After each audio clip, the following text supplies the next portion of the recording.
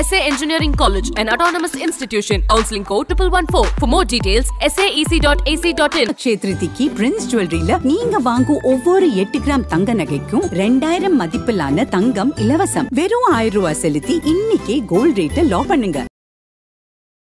வரவேற்பு கொடுக்கறதுன்றது வந்து ஏற்கனவே சொன்ன உங்களுக்கு நையாடியாக சொல்லுவீங்க. நமிதா வந்தாலும் வரவேற்பு கொடுப்பாங்க.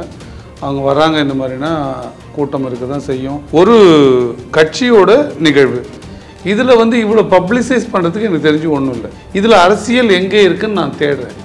பூத கண்ணாடி வச்சு தேடி பார்த்தாலும் இதில் ஒரு அரசியல் இருக்கிறதா எனக்கு பிடிக்கும்.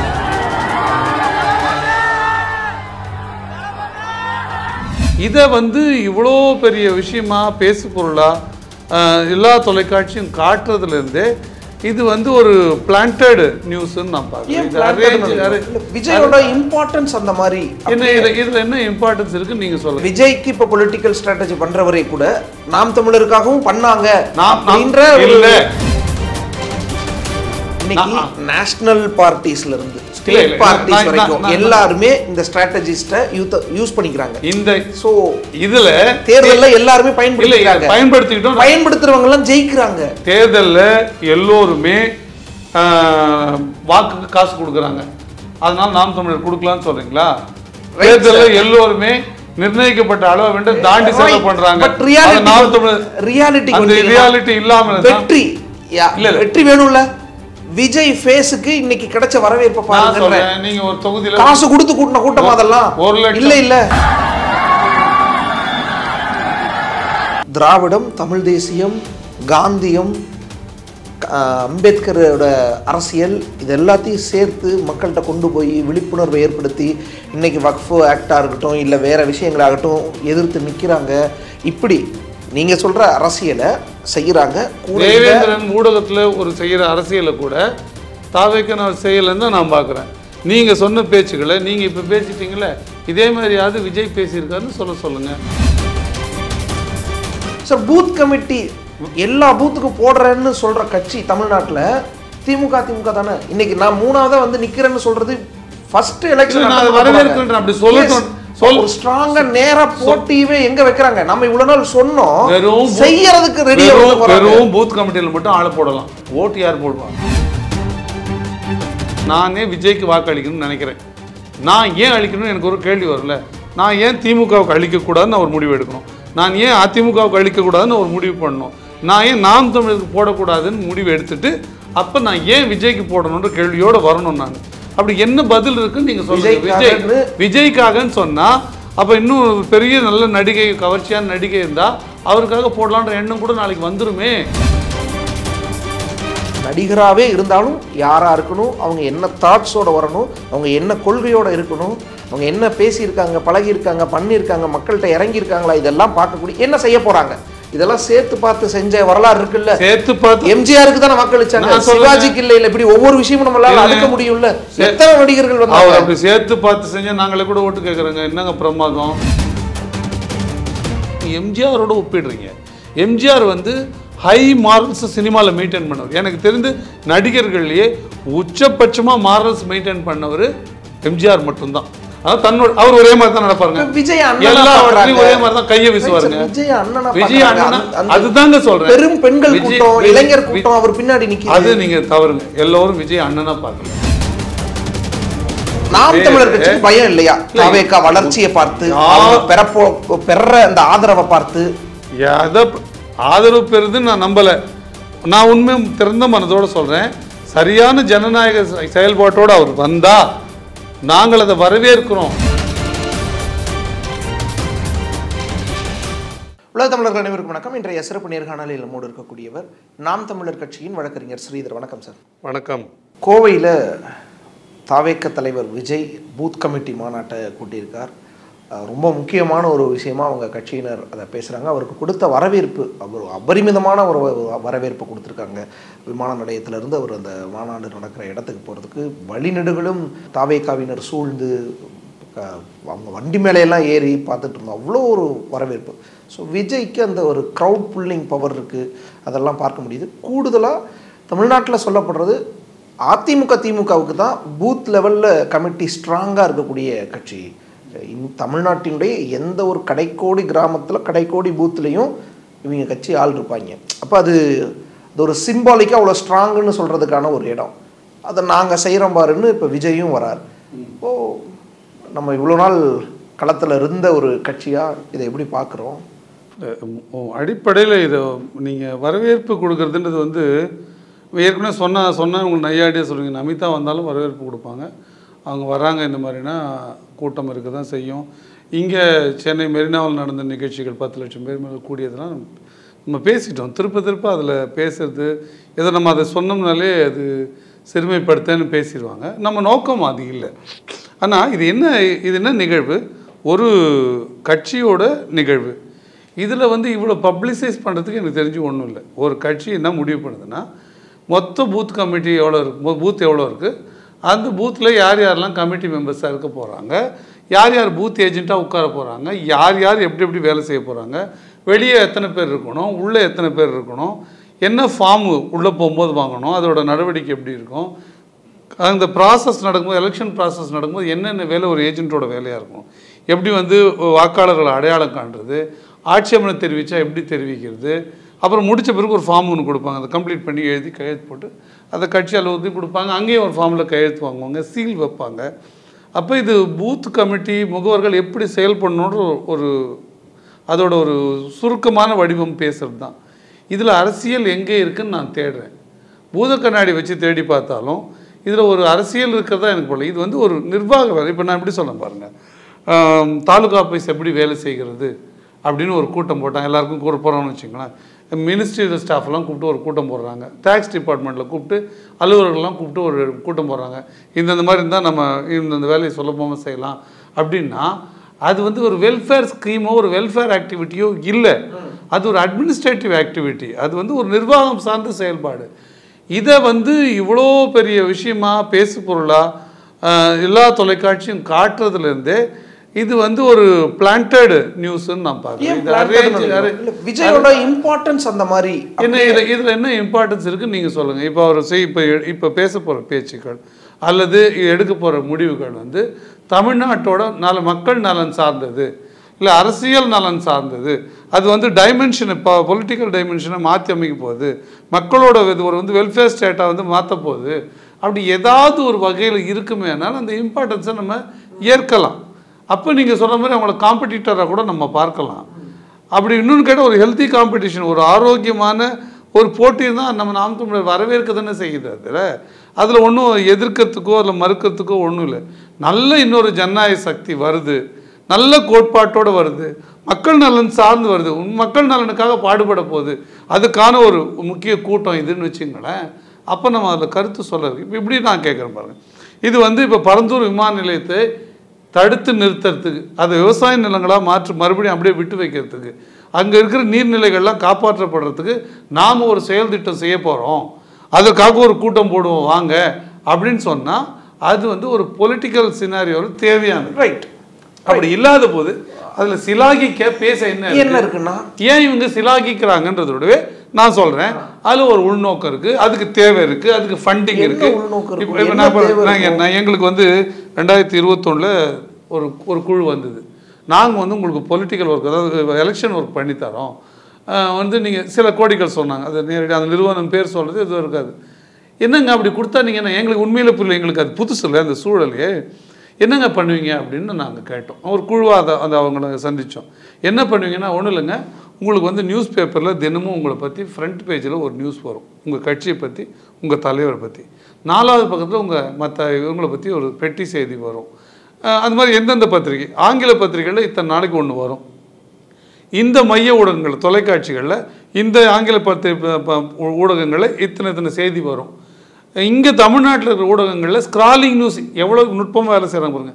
ஸ்க்ராலிங் நியூஸ் அது ஓடுறதுல அந்த செய்தி எத்தனை வரும், உள்ள நியூஸ் ரீடர்ஸாக நம்மளை எத்தனை தடவை சொல்லுவாங்க, எத்தனை உங்களை நினைவுபடுத்திட்டு. அது மாதிரி 30 நாளைக்கு 45 நாளைக்கு நீங்கள் இந்த எவ்வளோ நாளைக்கு அந்த ஸ்கீம் எடுத்துக்கிறீங்களோ, இப்போல்லாம் காம்போ சொல்கிறாங்கல்ல, அந்த மாதிரி ஒரு எலெக்ஷன் காம்போ சொல்கிறாங்க. அப்போ இதில் ஏற்கனவே வியூக வகுப்பாளர்கள் இருக்கிறாங்க. நமக்கு அந்த தேதியில் கேட்டாங்க, 2 காரணங்களாக நம்ம வேலை சொன்னோம். ஒன்று பணம் இல்லை, இன்னும் அப்படி ஒரு மக்கள் அடைவு தேவையில்லை. அவங்க என்னென்ன சொன்னோம், யூடியூப்பில் எந்தெந்த சேனலில் எவ்வளோ வியூஸ் வரும், எவ்வளோ வியூஸில் இருக்கிற வர சேனலில் அவங்க போடுவாங்க, எத்தனை இம்ப்ரெஷன்ஸ் கூட சொன்னாங்க.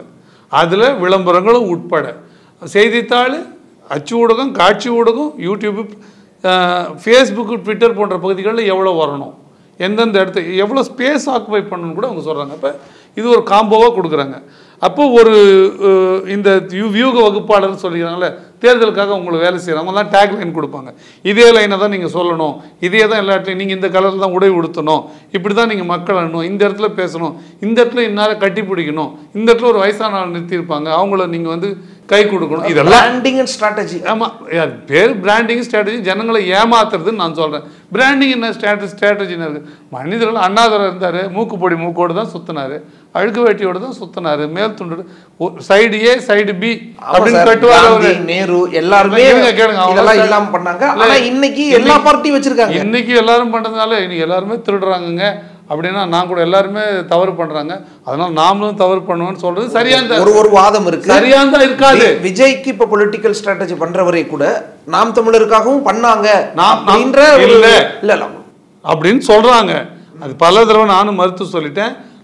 அவங்க வந்து சில ஆலோசனைகள் கொடுத்தாங்க. ஆலோசனை என்னன்னா பணம் வாங்கிட்டுலாம் இல்ல, விருப்பமா என்ன சொல்றாங்க, இல்ல நீங்க இப்படிலாம் பண்ணுங்க, இந்த வேலை செய்யுங்கன்னா இதெல்லாம் வரணும்.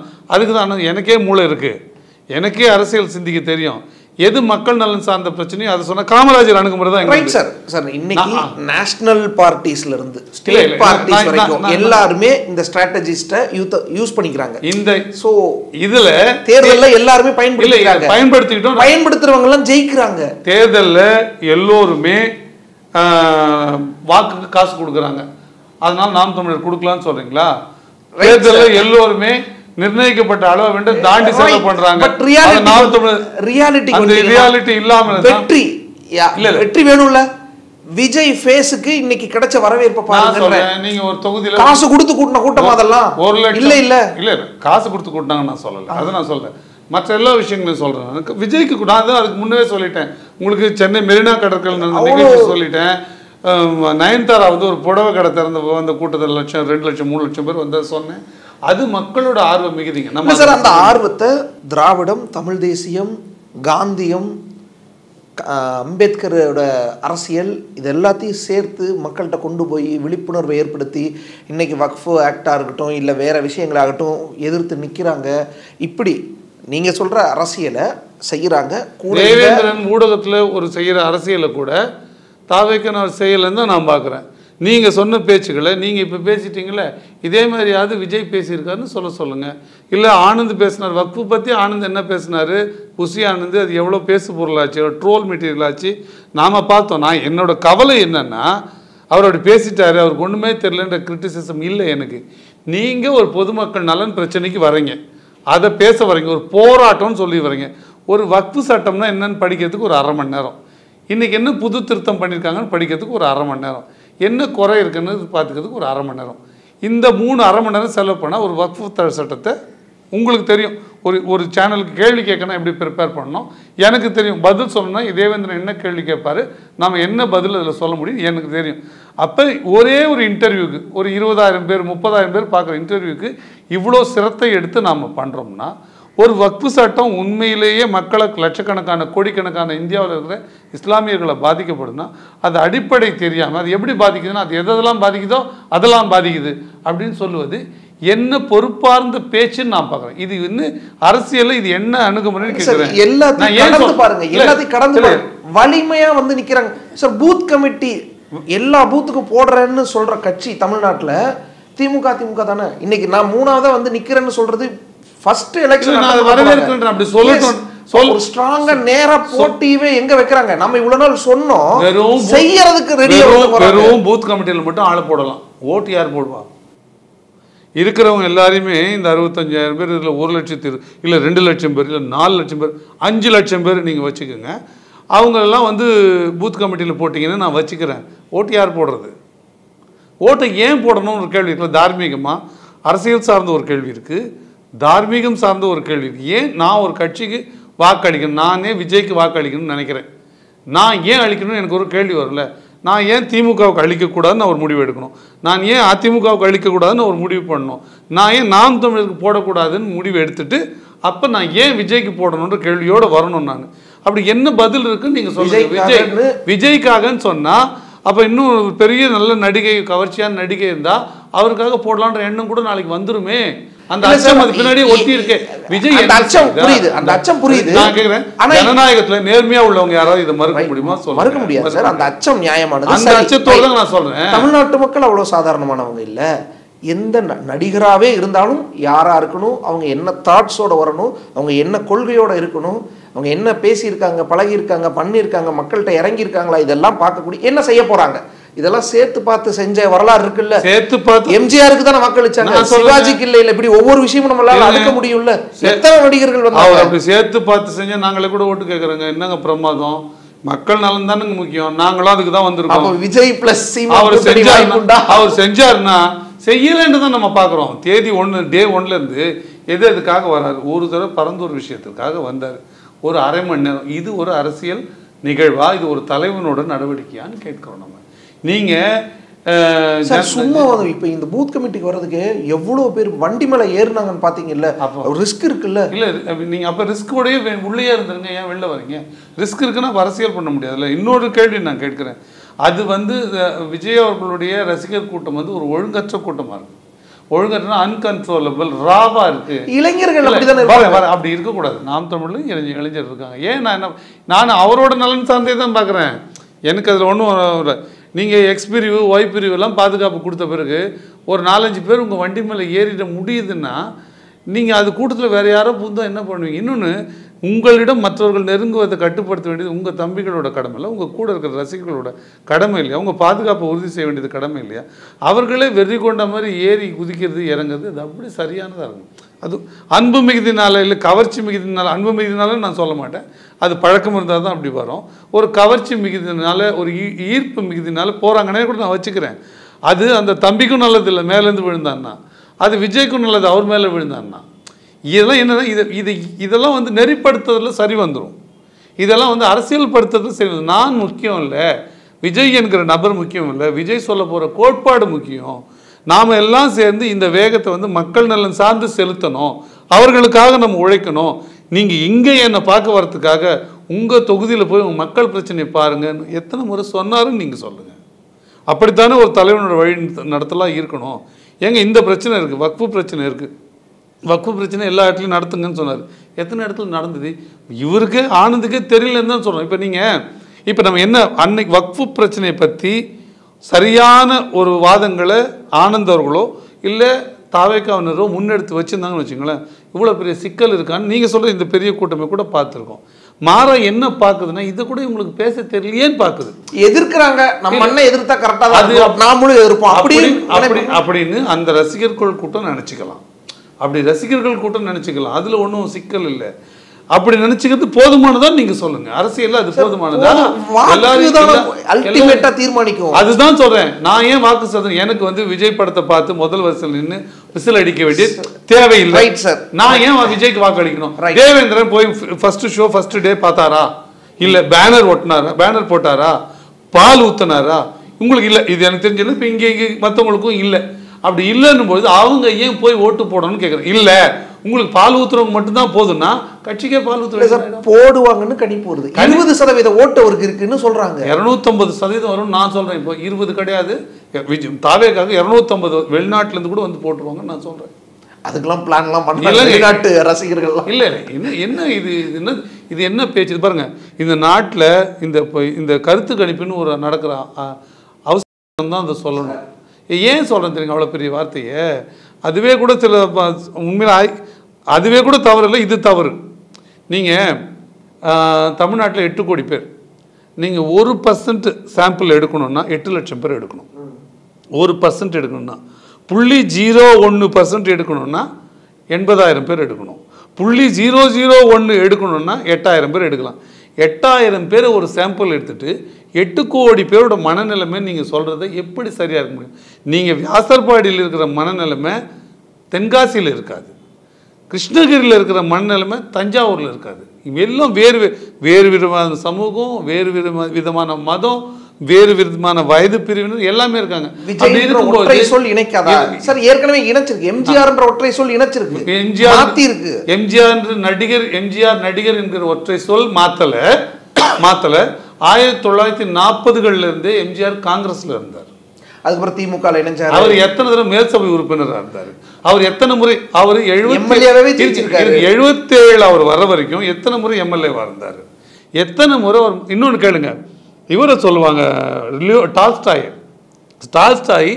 80வது வயதில் ஒரு புத்தகம் எழுதுறாரு. அந்த புத்தகத்திலேருந்து ஒரு நிதியை கொண்டு எதுக்காக அந்த புத்தகம் 80 வயசு டால்ஸ்டாய்க்கு அந்த புத்தகத்திலேருந்து நான் சொல்ற வயசு கொஞ்சம் முன்ன பின்னர் என்ன யாருன்னா அதை கூட தேதி தெரியலன்னு சொல்லலாம். நான் என்னோட பழைய நினைவுகள்னு சொல்கிறேன். அவர் ஒரு புத்தகம் எழுதுறாரு. அது வந்து ஏதோ ஒரு மக்கள் நலன் சார்ந்த திட்டத்துக்காக கொடுத்துடணுன்றார். அவர் எழுதுனா அப்போ நிறைய வரும். டால்ஸ்டாய் வந்து உலகப்பெரிய எழுத்தாளர்களில் ஒன்று, காந்தி பின்பற்றியவர் அவர். அப்போ அவ்வளோ பெரிய எழுத்தாளரை இதை மக்கள் நலன் நோக்கி போகணும்னு எழுதுறாரு. அவர் எழுத்தையே அப்படி தான் எழுதுறாரு.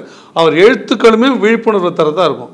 ஆனால் விஜய் என்ன பண்ணுறாரு, எப்பவும் சிகரெட் பிடிக்கிற மாதிரியும், எப்பயும் தண்ணி அடிக்கிற மாதிரியும், எப்பயும் ஒரு 25 பேரை போட்டு அடிக்கிற மாதிரியும் படம் எடுக்கிறார். இப்போ கூட அவர் அந்த ட்ரக்ஸ் கன்சியூம் பண்ணுறது, ஒரு சாராயத்தை குடிக்கிறது ஒரு ஆண்மையின் மேன்மை மாதிரி காட்டப்படுது. எல்லா படங்களும் காட்டப்படுது. நீங்க சிம்பிளா நான் சொல்றேன், அப்படி சொல்லாதீங்க. அதுதான் லியோ டால்ஸ்டாய் சொல்றேன். அவர் பணம் வர்றதுக்காக எப்படி வேணா எழுதியிருக்கலாம். 80 வயசுலையும் ஒரு சமூக நலனுக்காக அவர் பண்ண பாதிக்கப்பட்டவர்களுக்காக எழுதினார். அதனால்தான் லியோ டால்ஸ்டாய்க்கும் நமக்கும் எந்த விதமான தொடர்பு இல்லைனாலும் இன்றைக்கி நம்ம உலக பொதுமகனாக நம்ம பேசுகிறோம். எம்ஜிஆர் கிட்ட வரேன். எம்ஜிஆர் தனிப்பட்ட வாழ்க்கையில் எப்படி இருந்தார் உங்களுக்கோ எனக்கு தனிப்பட்ட முறையில் தெரியாது. அது ஆனால் எந்த படங்களையும் ஒரு சிகரெட் பிடிச்சோம். அவர் முன்காட்சியிலுக்கு ஹீரோயினை கட்டி பிடிச்சி நடித்தா கூட பின்காட்சியில் அவரே தங்கச்சின்னு சொல்லி அதுக்கு அந்த தங்கச்சிக்காக பாடுபடுற மாதிரி ஒரு மாரல் சினிமா அப்போ ட்ரீமில் அது இருந்த மாதிரியும் நேரில் வேற இருக்கிற மாதிரி காட்டிப்பார். அப்போ அவர் என்ன அவரோட வார்த்தை கையானா என்ன லட்சக்கணக்கான பேர் பார்க்குறாங்க. நான் செய்கிற செயல் சரின்னு அவன் பின்பற்றிடுவான், அதனால தான் நான் குடிக்கிற சீனை நான் தவிர்க்கிறேன், இதனால தான் நான் அதை சிவாஜி செய்தார். ஆனால் எம்ஜிஆர் செய்யலை. அவர் குடித்தவனை பார்த்து அவர் கேட்ட கேள்வி, தைரியமாக சொல்லி மனிதன் தானா, மதுவில் விழும் நேரம் நீ ஒரு மிருகம்னு அவர் பாட்டு பாடினார். ஒரு செய்தி அவர் மக்களுக்கு சின்ன பையலே செய்தி கேளுடான்ற பாட்டில் நீ திருடாதே பாப்பா திருடாதேன்றதுல மக்களுக்கு ஒரு செய்தியை சொல்கிறாரு. இப்போ என்ன இவர் விஜய் சொல்ல வேண்டிய கடமை இருக்குன்னு நான் சொல்கிறேன். உங்களுக்கு ஒரு சினிமாக்காரர்னா நாங்கள் ஒரே விமர்சனத்தோடு நிறுத்திப்போம் உங்களை. நீங்கள் சினிமாக்காரர் இல்லை, நீங்கள் மக்கள் நலன் விரும்பி நீங்கள் சொல்கிறீங்க, நான் சொல்லலை. மக்களோட முன்னேற்றத்துக்காக பாடுபட போகிறோம் நீங்கள் சொல்கிறீங்க. அப்போ உங்களை பின்தொடர்றவன் 24 குடிக்கிறதையோ அடிக்கிறதையோ சிகரெட் பிடிக்கிறதையோ அது ஒரு முன்மாதிரியாக எடுத்துக்க வாய்ப்பு இருக்குது. நான் குறைந்தபட்சம் நீங்கள் போன படம் முந்தின படத்தில் இதை தவிர்க்கணும். டீச்சிங்காக இருக்கணுங்க, ஒரு லீடர் டீச்சிங்காக இருக்கணும். நீங்கள் பர்சனல் லைஃப்பில் கூட எப்படி இருக்கீங்கன்றது எனக்கு அது முக்கியம் இல்லை. ஆனால் நீங்கள் ஒரு எடுத்துக்காட்டாக மாறும்பொழுது, நானே கூட ஒரு எடுத்துக்காட்டாக, இப்போ நான் சாதாரணமாக பேசும்போது எந்த வார்த்தை வேணால் பயன்படுது. ஆனால் ஒரு ஊடகத்தில் பேசும்போது எந்த வார்த்தை பேசணும் நான் ஏன் முடிவு பண்ணேன். நீங்கள் என்ன இவ்வளோ எடுத்துக்காட்டு நான் ஏன் சொல்கிறேன், நீங்கள் எம்ஜிஆரோட ஒப்பிடுறீங்க. எம்ஜிஆர் வந்து ஹை மாரல்ஸ் சினிமாவில் மெயின்டைன் பண்ணவர். எனக்கு தெரிந்து நடிகர்கள்லேயே உச்சபட்சமாக மாரல்ஸ் மெயின்டைன் பண்ணவர் எம்ஜிஆர் மட்டும்தான். மற்ற யார் சிவாஜிக்கு வந்து ஒரு பேர் உண்டு. ஒரு படத்துலையும் ஒரு விதமாக சிகரெட் பிடிப்பார். ஒரே சிகரெட்டை ஒரு படத்துக்கு ஒரு விதமாக பிடிப்பார். ஒரே மனிதன் ஒரு படத்தில் நடந்து போன மாதிரி இன்னொரு படத்தில் நடந்து போக மாட்டார். அவர் வந்து ஒரு ஆர்டிஸ்டாக பார்க்கப்பட்டார், ஒரு தலைவராக பார்க்கப்பட்டார். ஆனால் எம்ஜிஆரை வந்து மக்கள் தலைவராக பார்க்குறாங்கன்னு எம்ஜிஆரும் தெரிஞ்சிருந்தார். அவர் ஒரே மாதிரி தான் நடப்பாருங்க. எல்லாவற்றையும் ஒரே மாதிரி தான் கையை வீசுவாருங்க. விஜய் அண்ணா அதுதாங்க சொல்றேன். பெரும் பெண்கள் கூட்டம், இளைஞர் கூட்டம் அவர் பின்னாடி நிக்குது. அது நீங்க தவறுங்க. எல்லாரும் விஜய் அண்ணனா பார்க்கல. விஜய் நிறைய பேர் கனவு கண்ணனா பார்க்குறாங்க. அது சாதாரண இயல்பு தான். அது இப்போதான் இல்லை, அது வரலாற்றுக்காரன் காலம் தொட்டே மன்னர்கள் ஜெயங்கொண்டார் கடை திருப்புலெல்லாம் அதை பற்றிலாம் மன்னனையே வந்து பெரிய ஒரு ஹீரோவாக கற்பனை பண்ணி என் வீட்டை வந்து கதவு தட்ட மாட்டானா அப்படின்னு பெண்கள் ஏங்கியதா அரசனை பார்த்து அப்படி கூட இருக்கு. அப்போ இது போன்ற தேவைகள் தேடல்கள் வந்து பொதுவாக எல்லா சமூகத்திலும் இருக்கு. இது நம்ம ஒரு தடவை ட்ரை பண்ணி குறையா சொல்லல. ரைட் சார், ஒரு தடவை ட்ரை பண்ணி பார்ப்போம். மாற்று அரசியல் அவருக்கான வாய்ப்பு இருக்கலாம். அதை ஒருங்கிணைக்கிறதுக்கு இந்த பூத் கமிட்டி திருப்பவும் கேட்கிறேன். அந்த நம்பிக்கையை கொண்டு வர வேண்டிய கடமை விஜய்க்கு இருக்கு. அதை கொண்டு வந்தா மகிழ்ச்சின்னு நான் சொல்றேன். அவர் ஒரு ஆக்கப்பூர்வமான ஜனநாயக சக்தியா மாறினா நாம வரவேற்போம் சொல்றோம். ஒரு நிறைவான கேள்வி சார், நாம் தமிழர் கட்சி இவ்வளவு வருஷமா களத்துல செயல்பட்டாங்க. தேர்தல் அரசியலுக்கு வர்றதுக்கு முன்னாடி இருந்தே அரசியல் செயல்பாடுகளை கொண்டிருந்தாங்க. அதன் பிறகு தேர்தலில் ஈடுபட்டு வாக்கு சதவீதத்தை கொஞ்சம் கொஞ்சமாக உயர்த்தி இன்றைக்கி அங்கீகாரம் பெற்ற ஒரு கட்சியெல்லாம் உயர்ந்திருக்கு. அதே போல் 2-3 தேசிய கட்சிகள் தமிழ்நாட்டில் இருக்காங்க. பாஜகவோ, காங்கிரஸோ, மார்க்சிஸ்ட் கம்யூனிஸ்ட் கட்சி, இப்படி நிறைய கட்சிகள் இருக்காங்க. எல்லா தெருக்கள்லேயும் அவங்களுக்கு கட்சி இருக்குமா, எல்லா பூத்துலேயும் அவங்களுக்கு பூத் கமிட்டின்னு ஒன்று இருக்குமா அப்படிங்கிறதெல்லாம் பெரிய கேள்வி எழுப்புற நிலையில் நாம் தமிழர் உட்படவும் இன்றைக்கி விஜய் இதை செய்கிறாருன்றது ஆட்டோமேட்டிக்காக இந்த 2 கட்சி மாற்று நான் தான் அப்படின்ற இடத்த ஃபஸ்ட்டு எலெக்ஷன்லேயே கொண்டு வராரு. நாம் தமிழர், பாஜக அல்லது நாங்கள் தான் மாற்றுன்னு வர எந்த ஃபோர்ஸும் இவங்கெல்லாம் இல்லை, நான் தான் அப்படின்றத அவர் இதன் மூலமாக தீர்மானிக்கிறாரோ, நிரூபணம் செய்கிறாரோ. நாங்கள் 1,30,00,000 1,40,00,000 உறுப்பினர் சேர்த்துட்டோம் அப்படின்னு தாவேகவர்னர் சொல்லிட்டு இருந்தாங்க போன வருஷம். 1 கோடிக்கு மேலே. நான் அந்த ஃபிகர்ஸ் எனக்கு கரெக்டாக எக்ஸாக்டாக ஞாபகம் இல்லை, மிக துல்லியமாக இல்லை. பாஜக மிஸ்டு கால் மூலமே 1,30,00,000 பேர் சேர்த்துட்டோம்னு சொன்னாங்க. 1,30,00,000 வாக்குகள் அவர்களுக்கு வரல. சொல்லும் போது அவர்களும் தான் சொன்னாங்க. அதிமுக சொல்லிச்சு எங்க 2.5 கோடியில் 2.5 கோடி தொண்டர்கள் 2 கோடி தொண்டர்கள் திமுக சொல்லும். இதெல்லாம் கணக்கு போட்டா ஒரு 10-12 கோடி வரும். நீங்க ஊக்கப்படுத்துறதுக்காக அவங்க சொல்லிக் கொடுக்கணும். நாம் தமிழர் கட்சிக்கு பயம் இல்லையா? தாவேகா வளர்ச்சியை பார்த்து, பெற அந்த ஆதரவை பார்த்து, ஆதரவு பெறுதுன்னு நான் நம்பல. நான் உண்மை திறந்த மனதோட சொல்றேன். சரியான ஜனநாயக செயல்பாட்டோடு அவர் வந்தா நாங்கள் அதை வரவேற்கிறோம். ஒரு ஜனநாயக ஆற்றலா எங்களை போல ஒரு விஜய் இப்பவும் சொல்லட்டும், நீங்க திமுகவோ அதிமுகவோ எங்கள் வேட்பாளர்கள் யாரும் வாக்குக்கு பணம் கொடுக்க மாட்டாங்க என்னைக்குன்னா சொல்லி நீங்க கேள்விப்பட்டிருக்கீங்களா? கனவு கண்டிருக்கீங்களா? அந்த மாதிரி திமுக வேட்பாளர் சொல்லிட்டே போகிற மாதிரி யாரும் வாக்குக்கு பணம் கொடுத்தா வாங்காதீங்க, எங்களுக்கே வாக்கு போடுங்க, எங்கள் நேர்மையை பார்த்து வாக்கு போடுங்க, எங்கள் செயல் திட்டத்தை பார்த்து வாக்கு போடுங்க என்னைக்குன்னு கேட்டுப்பீங்களா? பாஜக சொல்லி நீங்கள் கேள்விப்பட்டிருக்கீங்களா என்னைக்குன்னா? இப்போ நான் சொல்கிறேன் தாவேகவர்னர் சொல்லட்டும்ன்றேன். ஆனால் நாம் தமிழர் சொல்லியிருக்கு. சொல்லி தான் 36 லட்சம் தூய்மையான நேர்மையான வாக்குகள், ஒரு பைசா கூட கொடுக்காம வாங்கிய வாக்குகள். எங்களுக்கு கட்டமைப்பு இல்லாத காலத்திலேயே எல்லா பூத்துலேயும் எங்களுக்கு பல கிராமங்களில் கட்டமைப்பே இல்லை, பல வாக்குச்சாவடியில் சுத்தமாக எதுவுமே இல்லை. ஆனால் வாக்குகள் குறைந்தது 40-50 வாக்குகள் வந்துருக்கு கட்டமைப்பு இல்லாத பொழுது. இப்போ நாங்கள் ஒரு வருடமாக கிட்டத்தட்ட அண்ணன் எல்லா பகுதியிலையும் முடுக்கிவிட்டு தினம் அறிவிப்புகள் ஒரு பகுதியிலையும் ஒரு 100 பொறுப்பாளர்கள் போடப்படுறாங்க. ஒரு தொகுதிக்குள்ளே 2-3 பிரிவாக கூட பிரித்து போடப்படுறாங்க. நாங்களும் அதை நெருங்கிட்டோம். ஆனால் நாங்கள் சொன்னால் நாங்கள் மாநாடு வைக்க போகிறதில்ல, நாங்கள் இப்படி டிவியில் விளம்பரம் காசு கொடுத்து போட போகிறதில்ல, அது அங்கே தெரியாது. ஆனால் அங்கே களத்தில் தெரியும். இப்போ உங்களுக்கு தெரியாது, 2026 தேர்தல் அப்போ தெரியும். இன்னொன்று, இங்கே நீங்கள் பூத் கமிட்டி போட்டுக்கிறது பிரமாதம் இல்லை. அங்கே உள்ளே போய் நின்னீங்கன்னா முன்னணி இரவு திமுகவிலும் அதிமுக உங்கள் பூத் கமிட்டியை பூத் ஏஜென்ட்டை தூக்குவாங்க. முதல்ல அதுக்கு விலை போகாமல் முதல் புள்ளி. அதற்கு பிறகு உள்ளே வந்த பிறகு அவங்களே 2 சுயேட்சையை போட்டு உனக்கு சீட்டில் வெளியே நில்லுன்னுவாங்க. அதுக்கு சண்டை போட ஒரு திறமை. நாம் தமிழர் கட்சிக்கார விட மாட்டான், குறவலை பிடிப்பான். நான் பூத் ஏஜென்ட்டு நான் போட்டிருக்கிறேன், ஐடி கார்டு வாங்கியிருக்கிறேன், எனக்கு சீட்டு கொடுக்க வேண்டியது எலெக்ஷன் ஆஃபீஸர் கடமை, நீ போடுன்னு எங்கள் பையன் கேட்பான். எங்களை பார்த்து காப்பி அடிச்சு பேசுகிற பிள்ளைங்க தான் நிறையா தாவேகால இருக்குது. இவங்க இதை கேட்பாங்களா? காவல்துறை அரெஸ்ட்டுன்னா முதல்ல போய் வண்டியில் ஏறாளுங்க எங்கள் பிள்ளைங்க, காவல்துறை வருதுன்னா ஓடன பிள்ளைங்க நம்ம பார்த்தோம். இதெல்லாம் ஏன் நான் ஒப்பிட்ட அளவு சொன்னால் இதே அவங்க தெரிஞ்சுக்கணும். அதற்கு பிறகு முதல் நாள் நைட்டு தூக்கிட்டான்னா மறுநாள் காலையில் பிரியாணி டிஃபன் வாங்கி கொடுப்பான். ரொம்ப அக்கறையாக நமக்கு வாங்கி கொடுத்துருவோம். அப்புறம் கடைசியாக எதுக்குன்னா மத்தியானம் பிரியாணி வாங்கி கொடுப்பான். போகும்போது கொஞ்சம் பணம் தரேன், நான் ஒரு 50 ஓட்டு குத்திக்கிறேன், நீ கண்டுக்கா தம்பி, நீ வெளியில் இரு அப்படின்னு சொல்லுவான். இது போன்ற பல இடங்களில் செதில் திமுக அதிமுக ரெண்டும் பேக்கும். இதெல்லாம் எதிர்த்து நிற்க, சண்டை போட ஒரு ஆற்றல், ஒரு அரசியல் தெளிவு, ஒரு வேகம் வேணும். இதெல்லாம் அவங்க கிட்ட வந்துடுச்சுன்னா சரிதான். இல்லை பேப்பரில் நீங்கள் புலி எழுதி காமிச்சு பூன்னு பயப்பட சொன்னால் பயப்படுற மாதிரி ஆகும். ஸோ பூத் கமிட்டி போட்டது பத்தாது, அந்த பூத் கமிட்டி மெம்பர்ஸை தக்க வைக்கணும், போகாமல் தடுக்கணும்ன்ற பேப்பரில் ஃபில்அப் பண்ணுறது இல்லைங்க பூத் கமிட்டி.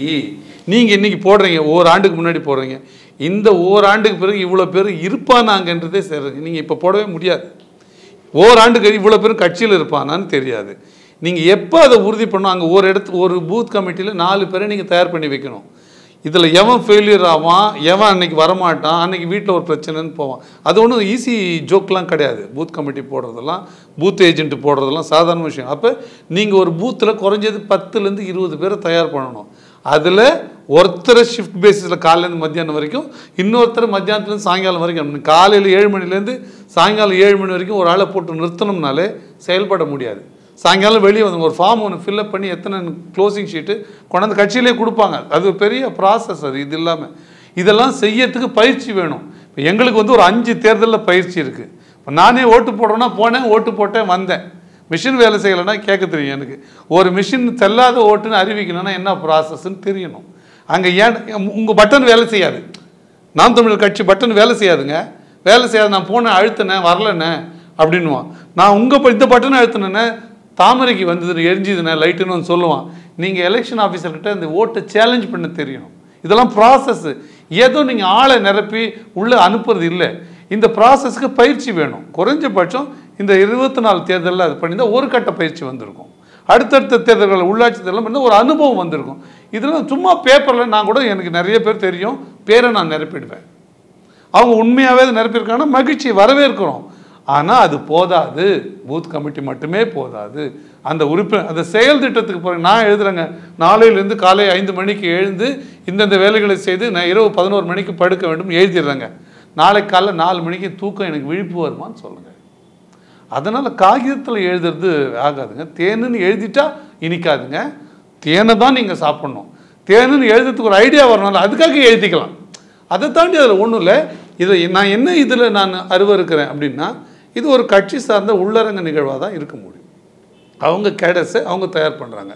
இதன் மூலமாக ஏதோ பெரிய அரசியல் செயல்பாட்டில் ஈடுபட்ட மாதிரியும், மக்கள் நலன் சார்ந்த விஷயத்தில் இந்த கட்சி ஈடுபட்ட மாதிரியும் டிவிகளில் மறைமுகமாக அதை பேசுறது, ஊடகங்களில் பேசுறது, யூடியூப்பில் பேசுறதுனா என்னன்ற மக்களை இது ஸ்ட்ராட்டஜிஸ்ட், சோகால்டு ஸ்ட்ராட்டஜிஸ்ட் இருக்குல்ல. நீங்கள் சொன்னீங்க அந்த ஸ்ட்ராட்டஜிஸ்ட்லாம் கூட போட்டாங்க, அவங்க ஜெயிக்கிறாங்களே. நீங்கள் கூட கேட்டீங்க. ஸ்ட்ராட்டஜிக்கு சொந்தக்காரரே ஜெயிக்கல, பிரசாந்த் கிஷோரே அவங்க ஊரில். இந்த வாட்டி ஒரு மாதத்துக்கு முன்னாடி கூட்டத்தை கேன்சல் பண்ணாங்க தெரியுங்களா? பீகாரில் அடுத்து எலெக்ஷன் வருதுல்ல, இப்போ முதல்ல கூட்டத்தை கேன்சல் பண்ணாரு, கூட்டமே வரலன்ட்டு. அதனால நீங்கள் நான் என்ன ஒரு கேள்வி கேட்டு வச்சுங்களேன், நான் சொல்கிறது எப்பயுமே சரியாக இருக்கும். நீங்கள் என்ன கேளுங்க, உலகம் இப்போ கூட சொல்ல பாருங்க, இது வந்து 50% நான் சொல்கிறது எப்பவுமே சரியாக இருக்கும். உலகத்தில் யாருக்கு குழந்தை பிறந்தாலும் ஆம்பளை குழந்தையாவோ பொம்பளை குழந்தையாவோ பிறக்கும். இப்போ நான் சொல்லிடுறேன் பாருங்க, இது ரெண்டுத்தில் ஒன்று தான் பிறக்கும். 50 விழுக்காடு நான் சொன்னது சரியா இல்லையா? 100 விழுக்காடுமே ஏதோ ஒன்று தானே சார் இருக்கும். 50 விழுக்காடு அப்படின்னா 100 விழுக்காடு தான் சார். நான் 50 பேருக்கு ஆம்பளை குழந்தை தான் பிறக்கணும், 100 விழுக்காடு சரி தான். இதுக்கு என்ன ஸ்ட்ராட்டஜி வேண்டி கிடக்கு? நான் கேட்குறேங்க. இப்போ அவர் விசிகாவை கையில் எடுத்து பிரசாந்த் கிஷோர் வெற்றி பெற செய்யட்டும். வேணாங்க, இன்னும் சொல்கிறேன், இது கூட சின்ன கட்சி கம்யூனிஸ்ட் எடுத்துக்கிட்டுங்க கையில். கம்யூனிஸ்ட் மக்கள் நலன் சார்ந்து செயல்படுற கட்சி. அவங்க எல்லாம் ஸ்ட்ராட்டஜி வச்சாங்கன்னா அப்புறம் பேசுகிற கொள்கைக்கே முரணாயிரும்ல. ஜெயிக்கிட்டுங்க. இல்லை, நான் சொல்கிறேன் ஜெயிக்க வைக்க சொல்லுங்கள். அப்படி கிடையாதுங்க. நீங்கள் உங்களுக்கு திறமை இருக்குன்றதுக்காக நீங்கள் மிளகா செடியில் கொய்யாக்காய் காய்க்க வைக்க முடியாது. மிளகா தான் காய்க்க வைக்க முடியும். அதை கொஞ்சம் விளைச்சலை கூடுதல் பண்ணலாம், சரிங்களா? ஆலமரத்தில் எண்ணிக்கையில் காய்க்கிற அளவுக்கு நீங்கள் கடலை செடி காய்க்க வைக்க முடியாதுங்க. ஒரு ஆலமரம் கோடிக்கணக்கான பழங்களை காய்க்கும். பார்த்துருக்கீங்க? ஆலங்க சின்ன சின்னதாக இருக்கும். கடலை எவ்வளோ காய்க்கும்? 30-40 தான் காய்க்கும். நீங்கள் பெரிய திறமைசாலி அரசியல் விவசாய விஞ்ஞானினா கூட நீங்கள் அப்படி காய்க்க வைக்க முடியாது. நீங்கள் ஸ்ட்ராட்டஜிஸ்ன்றது எது வருமோ, எது வாய்ப்பு இருக்கோ அதை வர வைக்கிறது, அதை பிரசித்தி பண்ணுறது. இது சிம்பிள். அது வேலை வந்து ஒரு கொள்கையை சொல்லி முன்னுக்கு கொண்டு வரதில்லை, அதை பிரபலப்படுத்துறது, அது எல்லா தளங்கள்லையும் வைக்கிறது, அதை நிறைய விளம்பரம் பண்ணுறது. அதை காசு இருந்தால் யார் வேணால் பண்ணலாம். இப்போ செந்தில் ஒரு படத்தில் அரசியலுக்கு வருவார், ஏதோ ஒரு ரஜினிகாந்த் படம், அந்த மாதிரி கூட நீங்கள் அவரை கொண்டாந்து சேர்க்கலாம், யாரையும் கொண்டாந்து சேர்க்கலாம். அதை வந்து பெரிய உத்தி என்னோட சொல்கிறேன், நேர்மையான பார்வை.